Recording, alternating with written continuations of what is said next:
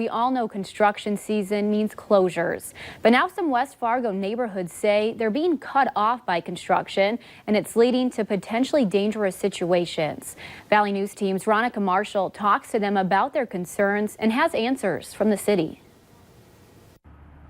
I like the neighborhood with the parks, the bike trails. He's been in West Fargo for 10 years now and says the city has been changing around him. I like the fact that it's growing, but it seems like the city's kind of behind the growth. He and dozens of his neighbors are upset by the city's current construction projects. Traffic backups and congestion caused by road closures are adding up to 45 minutes to their commutes. Trying to figure out which way to go to work because we go to 52nd, it's closed. We go to 40th, it's closed, and 32nd Avenue is down to one lane. People are running out of routes. And that commute is about to get harder.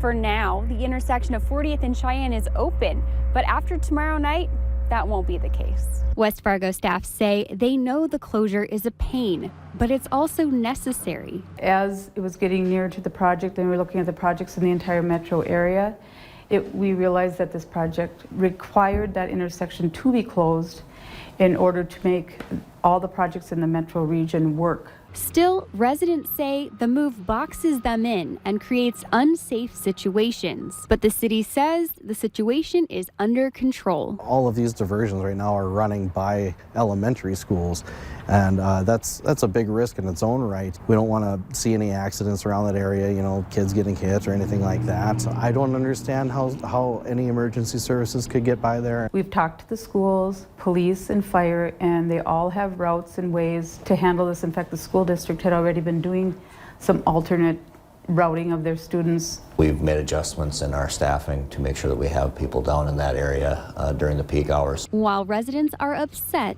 they say they're still happy to call West Fargo home. At this point, does it make you regret moving into one of those neighborhoods? Not at all, no. The neighborhood is great. The people are great. In West Fargo, Veronica Marshall, Valley News Live. The intersection will reopen on June 15th.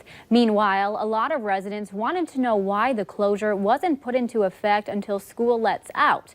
Fisk says if the closure was pushed back, it would have affected the beginning of the next school year, which isn't any better.